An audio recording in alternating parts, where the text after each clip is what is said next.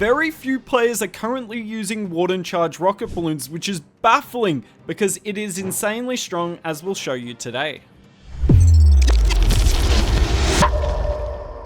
Why is no one using Warden charge rocket balloon? The answer is pretty simple, but it's still crazy to think that this attack strategy went from the strongest at the end of Town Hall 16 to, in December, being a top 3 attack strategy to now being completely unused. Next to no one inside the top 200s using it at the moment, because why would you use it if you can do an attack that is either spamming dragons, spamming root riders, or using the RC charge, potentially with dragons or root riders anyway. So today I'm going to show you some attacks I'm doing with it, and the thing is, I haven't used this attack in quite a while. I've been upgrading my heroes, so been a while since I've done it, and I'm pretty bad at it, but you can still get 3 stars even if you're bad. That's the thing about this attack strategy at Town Hall 17. It does not require perfection like Queen charges do. You can make so many mistakes and still get a 3-star attack. So we got the Warden charge on the bottom here. I was just going for the multi here just to get the monolith as well. I wasn't even going for insane fireball value. I probably should have gone for the sweeper, because then I would have got the CC as well. But you know what? I wasn't really thinking this through. The Flame Flinger opens. It was never going to get that much value with the Fire Spitter there. But look at this. I just let my Warden die. Not very good. Not very good. I very easily could have kept my Warden alive there had I used a Poison spell. I've got 2 freeze spells and 4 invis spells left. I definitely had plenty of spells, but does that matter? No, because this attack strategy, you're still going to get 3 stars. So we got the Yetis. 3 Yetis in the CC is obviously super nice, and they're tanking. Now, I thought about using the Royal Champion here to deal with all the ice pubs, but I did want to save my Royal Champion for elsewhere on the base. Now, thankfully, the Scatter shoots my Queen here, so the healers do come back. I used the Invis on the healers here. I was kind of hoping the Fire Spitter would shoot at my Queen, but yet again starts shooting at the healers, and we do lose a lot of them there. Nice Cocoa Balloon, but it was a little late. King on the top side cleared out a huge chunk of base, and now I've got the Royal Champion coming in behind. The King tanking for the Royal Champion in this attack strategy is awesome. This is what I run on the Royal Champion. So many combinations are good though. You can run Rocket Spear just for pure damage, but I really like this combination because it means I can run the Royal Champion with the King, and they work together super nicely. Queen is still alive in the core of the base.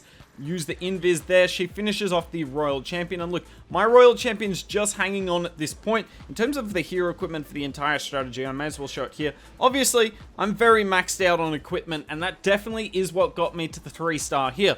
But also, you know, I made some pretty big mistakes throughout the attack. You could easily 3-star with this attack strategy without max stuff. Just don't be an idiot like I was. So we got the Royal Champion coming to finish off the base here, and yeah, that is a 3-star with this awesome attack strategy that is so underused. Alright, so coming in on a box base yet again. I found quite a few of them. I wasn't super high in Legends last season, so I'm not pretending these are the best bases ever, but they are reasonable base layouts.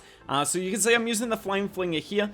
For me, with the Flame Flinger, it's just, can I get rid of some defenses? Yes, that's enough value. Obviously, the Flame Flinger struggles more at Town Hall 17 because you've got the Town Hall and the Fire Spitters, but when they're on the other side of the base, as you can see here, it is kind of fine. Now, let's talk about this attack strategy. Obviously, we know the reason it's not being used much, but would I like to see it be used more?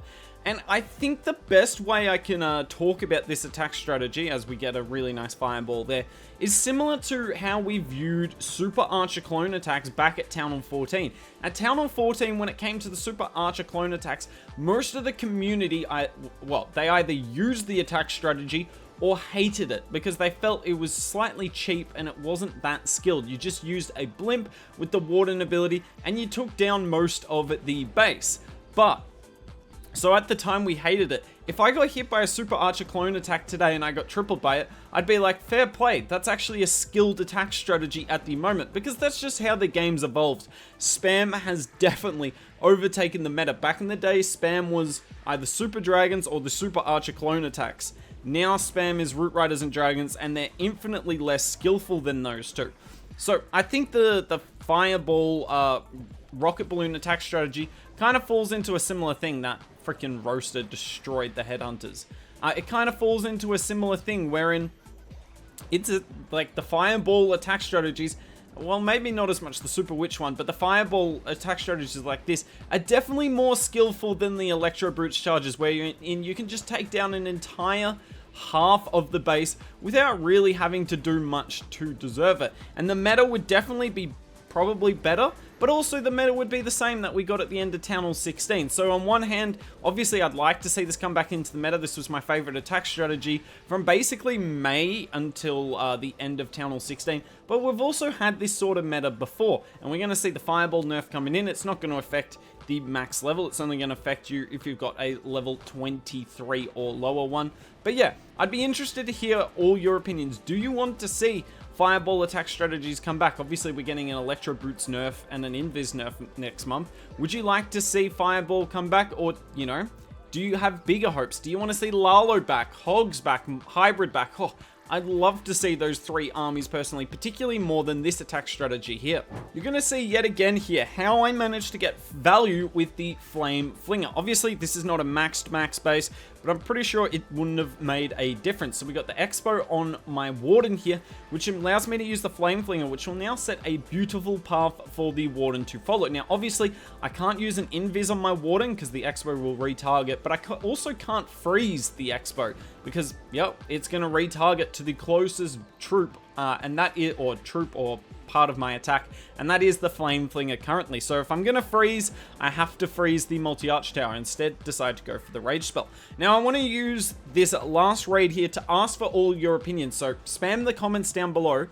What do you want in terms of content coming in next season? Obviously, we got already confirmed the hero equipment balance changes are coming in, but I'm gonna be honest, I don't think they're gonna change the meta that much. I still think Electro Boots are going to be ridiculously strong. Still definitely too strong. I still think that the Earthquake Boots with the Spiky Ball will be best for the King. Now, the Gauntlet might come back into the meta in particular scenarios, particularly when you don't need to open the walls, because in that case, then you want the splash damage of the Gauntlet. But outside of that, I don't really see the other hero equipment things doing much. I don't see the Royal Gem being used. I don't see the Vamp Stash being used. I don't see the Life Gem being used because I've talked about it before, but the problem with the Life Gem isn't the Life Gem. It's the Life Gem goes with attack strategies that aren't strong currently. I'm doing a surprisingly good job to keep my Warden alive here. It's taking a whole lot of spells. So what do you guys want to see next season? Do you want us to try and come up with new attack strategies? I mean, there might be an event. I don't know for sure at this point, but based on what happened last year, we had the Lunar New Year in February, so we might get another Lunar New Year event, in which case, obviously, we'll do a bunch of attack strategies with that, but those are only limited time events. In terms of long-term content, do you guys want more lower town hall stuff? We did a lot of that this month. I know they're good, but that's because we do, you know, one every now and then. I feel like the more and more you do, the less and less enjoyable they are, but I'd be happy to hear all your opinions, because just a little bit lost for content at this point, honestly.